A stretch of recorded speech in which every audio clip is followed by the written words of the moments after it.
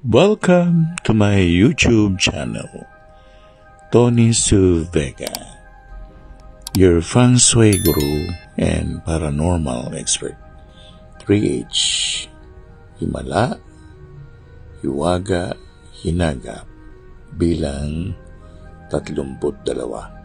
Ang kwentong ito ay nagmula sa bibig ni Ate Bioli Yap, ang mama ni JV Yap, na noong araw daw mayroong isang lalaki na nagkaroon ng nguso ng isda. Yung pala, itong taong ito ay kung saan-saan nagdudura at mukhang nagalit ang mga undin sa kanya. Kaya ginawan siya nito ng ganoong itsura. Nagmukha siyang siyokoy. Yun talagang description ni Ate Violi. So, si Victoria bilang manggagamot ay binilinan itong nagkaroon ng kasalanan na mag-alay ng makapuno o isang niyog na uri na makapuno. Madali lang naman makabili.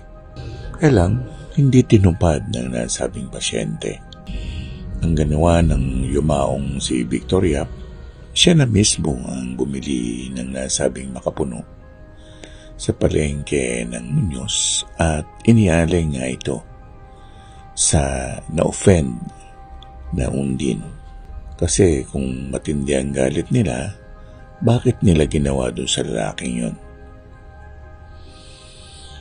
Pasaway pa rin yung lalaki dahil ang tanong niya, bakit hindi na lang yung makapuno na nakalagay na sa bote?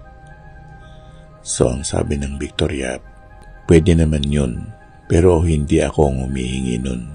Hindi. Binibigyan tayo ng puwang para gawin at hindi yung tayo ang masusunod dahil tayo ang nagkasala. May panahon na sinasabi na huwag kang maging dahilan ng kontaminasyon ng tubig. Lalo na ang mga taong malalapit sa dagat, karagatan, ilog, sapa, kung saan-saan umiihi, kung saan-saan dumudura, kung saan-saan nagtatapon ng mga basura, maawa naman tayo. At yung naganap na yun sa mamang yun ay leksyon niya dapat, pero hindi niya iyon tinanggap.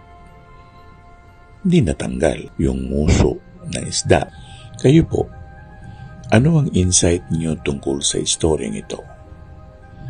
Ito ay tunay na nangyari. Matagal-tagal na rin na naganap ito. Pero maaaring maulit ang mga bagay na ito.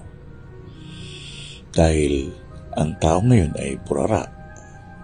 Walang pakialam. Yan, tapon dito, tapon doon.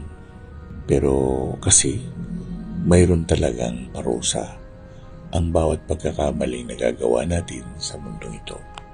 Mag-ingat lang.